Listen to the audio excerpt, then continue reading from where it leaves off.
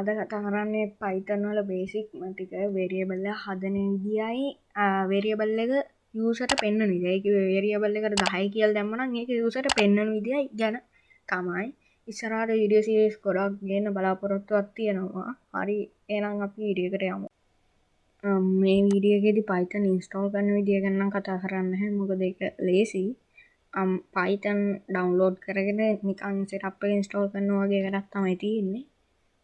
Python download කරන්න ඕන Python download කියලා Google එකේ search එකක් දාන්න. ඒ වගේම තව software එකක් වුණ PyCharm. PyCharm එක download කරන්න PyCharm download කියලා Google එකේ search එකක් දාන්න. එතකොට download කරගන්න පුළුවන්. මම දැන්ට පාවිච්චි කරන්නේ IDLE එක.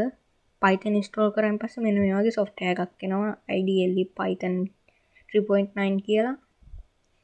එතකොට PyCharm install කරන්නේ ඒත් IDLE එකක් විදියටම තමයි. ඒකෙන් අපි ඉක්මනට ටයිප් කරගෙන යන්න පුළුවන්. print කියලා PR ගහුවම print කියන එක එනවා. ඒක enter කරලා දුන්නාන් පස්සේ ඉක්මනට අපිට මේ වැඩේ කරගන්න ලේසි. මම දැන්ට step by step කියලා දෙන්න ඕන නිසා IDLE පාවිච්චි කරනවා. IDLE එක open කරාම මේ වගේ interface එකක් තමයි තියෙන්නේ. මේකේ step by step කරන්නත් පුළුවන්. ෆයිල් වලට ගිහලා new file දුන්නාන් පස්සේ එක දිගට කරන්නත් පුළුවන්. ඒකේ කෝඩ් එක දිගටම ගහන් ගිහිල්ලා output එක ගන්නත් පුළුවන්. මම දැන් පාවිච්චි කරනවා IDLE shell එක. හරි. ඉස්සෙල්ලාම අපි බලන්නේ variable එක හදන එක. variable එකට letter එකක් තියෙන්නත් පුළුවන්. English word එකක් තියෙන්නත් පුළුවන්. දැන්ට පාවිච්චි කරමු letter එකක්. x සමානයි 2. x සමානයි 2. එතකොට x කියලා දුන්නාන් පස්සේ 2 එනවා. ඒ කියන්නේ අපි දුන්නේ x වලට 2 නේ. එතකොට output එක දෙන්නේ 2. x සමානයි 2. එතකොට x වලට දාන්න පුළුවන් ද word එක. x සමානයි word කියලා. මේක මෙහෙම දාන්න බෑ. word කියන්නේ string එක. මේ දෙක කියන්නේ integer එකක්. එතකොට word එක integer එකක් කළා තමයි x output variable එකක් විදිහට ගන්න වෙන්නේ word කියන එක. මේකට අපි දානවා මේ වගේ උඩට සමා. මෙහෙම දාන්නත් පුළුවන්, මෙහෙම දාන්නත් පුළුවන්. මම මෙහෙම දානවා දැන්ට. හරි. x කියලා දුන්නාන් පස්සේ ඔන්න x තියනවා word. එහෙම නැතුව දුන්නොත් එන්නේ x සමානයි word. එතකොට error එකක් එනවා. x සමානයි word කියලා මෙහෙම මොකුත් නෑ උඩ සමාන නැතුව දැම්මෙන් පස්සේ එහෙම එනවා. මොකද මේක string එකකුත් නෙමෙයි integer එකකුත් නෙමෙයි.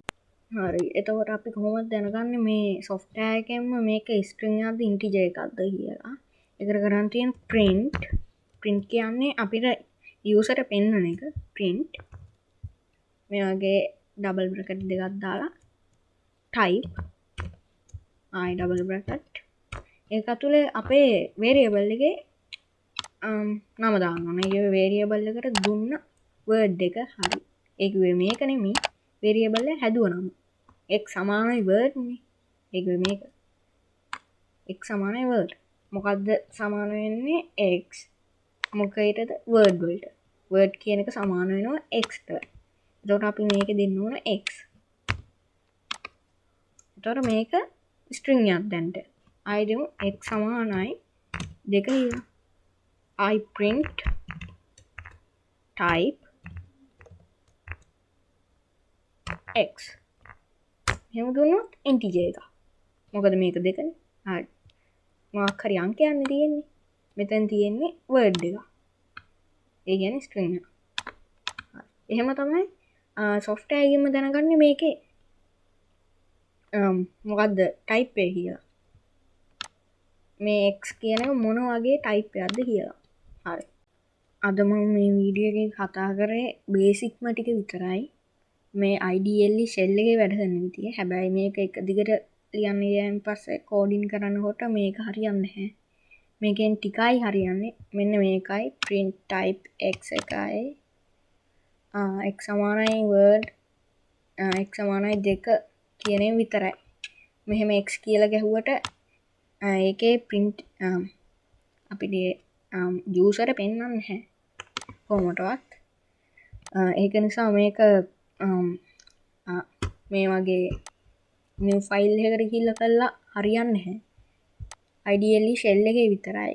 ඉස්සරහට එන වීඩියෝ වලදී මම new file එක වැඩ කරන විදිය කිව්වේ එක දිගට කෝඩ් කරන විදිය ගැන කියලා දෙන්නම්. එතකොට OpenCV open computer vision මේක ගැන කියලා දෙන්නම්. ඒක library එක. ඒක පාවිච්චි කරලා කොහොමද මිනිස්සු අඳුරගන්නේ AI පාවිච්චි කරලා.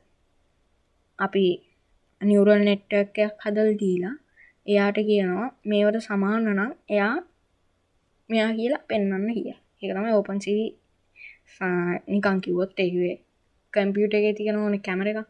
අන්න ඒකෙන් කම්පියුටර් එකට පේන විදිහ OpenCV open computer vision. හරි ඒව ගැන පස්සේ කතා කරමු. මේ බේසික් එකනේ. එතකොට print type x ඒකත් හරි. එතකොට අපි මම දැන්ට කෝඩ් කරනකොට අපි user interface එකට user interface එක පෙන්වන විදිහට පෙන්වන්නේ print කියලා විතරයි. print විතරයි. print x මෙහෙම කරායින් පස්සේ ඒ variable එක පෙන්වනවා. එහෙම නැතුව අපිට word එකක් උනත් පෙන්වන්න පුළුවන්. print උඩට කමා ඇතුලේ ඒකත් කරන්න ඕන. string එකක් නම් අනිවාර්යෙන් මේ වැඩේ කරන්න ඕන. මෙහෙම ගියා උඩට කමා ඇතුලේ දාමු qubit කියලා. qubit ඊට පස්සේ print කරනවා qubit කියලා. ඊට පස්සේ print අපි integer එකක් දාලා බලමු. print integer එක ඔන්න එක කියලා පෙන්නනවා. අදට මම මේ වීඩියෝ එක නවත්තනවා. මේක තමයි බේසික්ම ටික. මේකෙන් නම් ඉතින් කරන්න දෙයක් නැහැ. ඉස්සරහට කියන දේ ඒවෙන් තමයි ගොඩක්ම දේවල් කරන්න තියෙන්නේ. මේ මගේ පළවෙනි වීඩියෝ එක. ඕගොල්ලෝට Python වල ගේම් හදන විදිය, ඊට පස්සේ OpenCV අර open competition එක පාවිච්චි කරන විදියයි, ඊට පස්සේ තව ගොඩක් තියෙනවා neural network එකක් කොහොමද Python වලට කනෙක්ට් කරන්න කියලා. හරි එහෙනම් අදට මේ වීඩියෝ එක නවත්තනවා. තව දවසක තව අලුත් වීඩියෝ එකකින් හමු